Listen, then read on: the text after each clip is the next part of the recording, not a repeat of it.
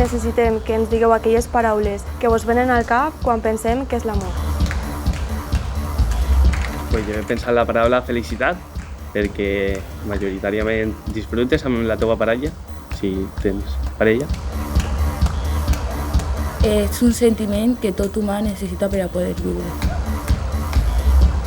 Nosaltres hem pensat en la confiança, ja que esperem en una parella poder comunicar les nostres coses o qualsevol cosa que ens succeïsca. Nosotros hemos pensado honestidad porque una relación llena de mentiras no es una relación verdadera. Estimat diari, em trobe fatal. Quan trobaré a la meva mitja taronja? Preferiria trobar a l'amor de la meva vida que estudiar una carrera. L'amor és el més important. I sense parella, qui sóc jo? Qui sóc jo? Ai, l'amor romàntic. Quan li posem l'adjectiu de romàntic a l'amor no estem parlant d'aquesta emoció que podem sentir per nosaltres, per la parella, pel planeta, sinó que estem parlant d'una narració, d'un relat, d'un guió que en el seu origen estava en la literatura i ara estan les cançons, està en la ficció, estan els contes. Està molt idealitzat lo de la mitja taronja perquè suggereix que tens que trobar a una altra persona per a completar-te, el qual no és veritat, pots ser tu mateixa i viure feliç com a tu mateixa. I és per culpa de les pel·lícules, que sempre se parla de trobar a la persona ideal, de que vas a viure una vida feliç quan trobes la teva persona ideal. És un guió de vida sexista, perquè ens diu unes coses als xics i unes altres coses a les xiques. Bàsicament a d'elles els diu que els han de cuidar i a d'ells que han de ser cuidats. Però a banda hi ha altres ingredients, per exemple, que la gelosia o el control està molt bé per amor o que se pot canviar l'altra persona per amor. Però si l'ha llegit, per què no contesta? Hosti, fa 3 minuts que l'ha llegit. Per què et passa tant de mi? Què estarà fent? A veure, i aquesta foto? Amb qui està? El control dels mòbils de la teva parella està molt present avui en dia, perquè les parelles tenen desconfiança l'un de l'altre, aleshores els agrada estar pendents del que fa l'altre per a no sentir-se tan insegurs. Es confundeix l'amor amb el control. És a dir, tu a una persona li pots donar la clau de les xarxes socials i si dius que no és com a que no va ser la persona. La galeria dels mòbils, totes les aplicacions per a veure si s'ha fet fotos en alguna altra persona que no coneixes o què fa en cada moment. Quins nervis. Mira que demanar-me una foto en topless per a veure'm sempre que vulga. Serà bonico? I m'ho ha demanat tantes vegades. Ai, no, així no. No, que se'm veu la panxa i sempre diu que tinc molta panxa. No. Així sí. Ah, així sí. Ai, espera que no la compartisca. Vinga, va, així. 1, 2 i 3. Algú sabria dir-me què és una red flag? Per a mi és una acció o un pensament que sobrepassa el límit objectiu del que pensem que és una relació sana. Mira que humiliar-te davant de tota la gent... Ostres. Ah, però per la roba que portaves? Sí? Bé, tu tranqui, que segur que canviarà.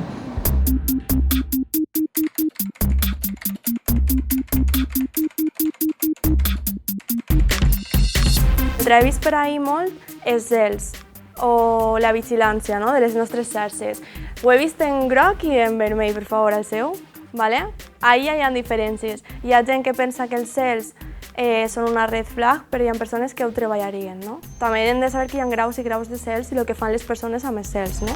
Sí, sí, tia, superfort. És que estic supercabrejada. No vaig, estic jo ballant allà amb el tipet i seu guapet i ell no diu res. És que no va dir ni mu. Tia, si m'estimara, li haguera partit la cara a aquest tio. Sí, o almenys haguera posat gelós.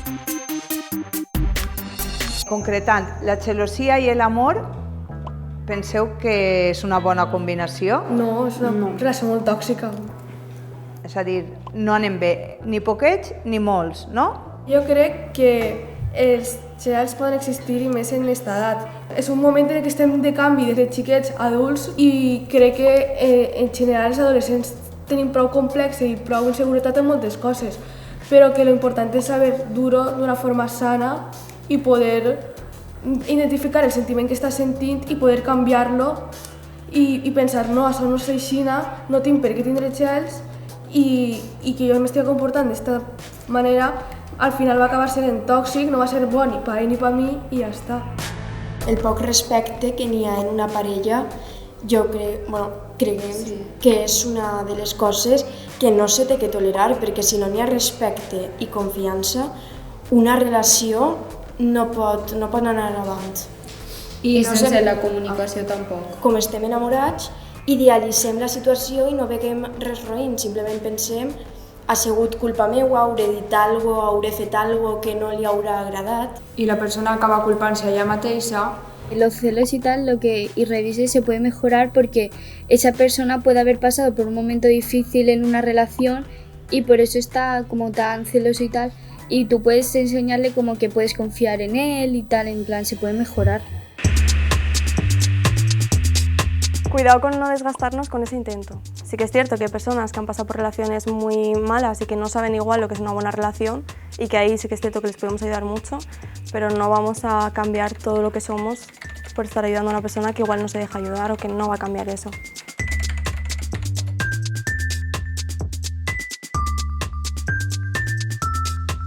En quin color posaríeu el cariño y la empatía?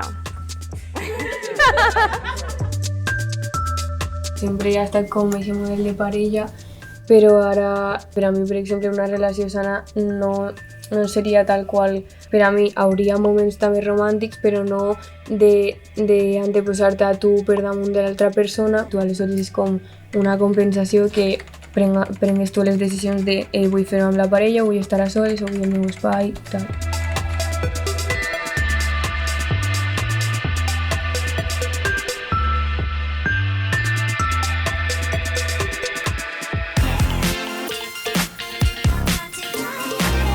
Lo que hemos pensado nosotros en grupo fue, pusimos pocas cosas pero importantes. La primera fue comunicación. En una relación tiene que haber muy buena comunicación contigo y tu pareja. La sinceridad, no ocultarse mucho, ni eso. Confianza, tiene que haber mucha confianza entre tú y tu pareja. También la admiración, quererla y eso.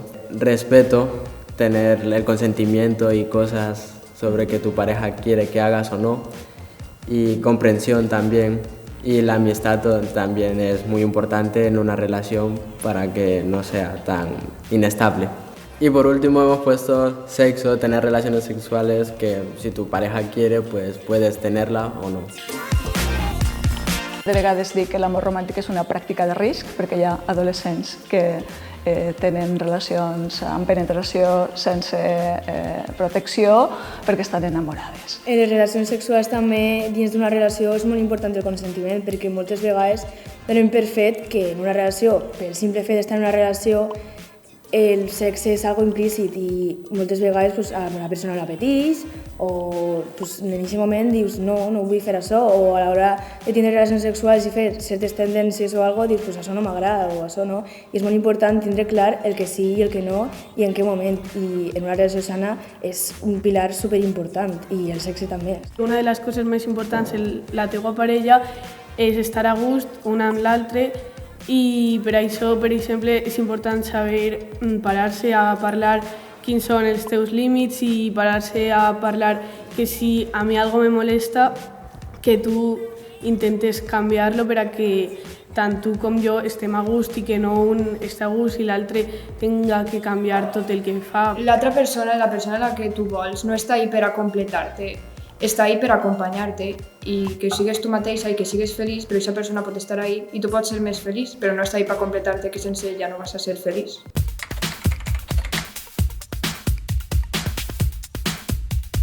Per erradicar la violència de gènere el més important és l'educació des de xicotets, una educació en igualtat i sobretot la manera en la que se tracta les notícies en la premsa, en els mitjans de comunicació, per a no culpabilitzar a les dones d'una qüestió que ens afecta principalment i no focalitzar l'atenció en justificar fins i tot algunes vegades als maltractadors en crímens i delictes d'odi que no tenen justificació alguna. Considero que és molt important que siguin capaços de diferenciar els elements essencials del que serien elements clarament vinculats amb relacions tòxiques i elements que són identificatius d'una relació saludable, que siguin capaços d'identificar-les d'una forma autònoma.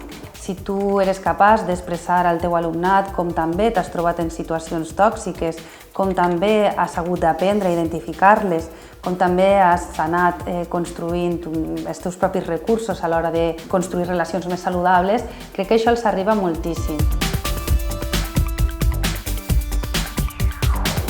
Els efectes positius d'una educació sexual saludable, una educació sexual integral, són tindre relacions desitjades, plaents i segures. Aleshores, una bona educació sexual els dona més llibertat a ells i a elles i també menys risc. Perquè les persones som sexuals des que naixem fins que morim i perquè tenim dret a una informació fidedigna i a ser acompanyats i acompanyades en una vivència de la sexualitat saludable. Per això és necessari tot al llarg de la vida i perquè si no eduquem nosaltres, eduquen altres instàncies que tenen uns objectius gens pedagògics. Hem d'entrar a l'aula des d'una mirada de respecte cap als adolescents que tenim davant, sentint i sabent que nosaltres també ens equivoquem i que les relacions afectives sexuals són complicades per a tot el món, no només per a aquests adolescents. O sigui que no hem de ser aquest professorat que va a l'aula a il·luminar, sinó que va a l'aula a acompanyar i a aprendre també. Per a l'alumnat, els grups que estem treballant de forma no mixta, com és el femení plural i el masculí plural, són un espai que treballem setmanalment a les hores del pati, que al final és un espai segur i un espai en el que aprendrem primerament a escoltar i a poder parlar, comunicar i saber que totes les opinions que tenen van a ser escoltades i no van a ser jutjades. Per tant, a l'alumnat els aporta un espai segur en el que compartir temes que són del seu interès, temes que tal vegada no poden parlar en casa, o no podem parlar en un pati on està tot el món de l'institut, però sí en un espai segur com el que estem creant. Els alumnes guais ja no comencen a ser els alumnes que més criden, que més corren o que més peguen en el pati, sinó que l'alumnat que es percep dins del pati com a guai, com a referent, és un alumnat que s'implica en el benestar de la convivència del centre.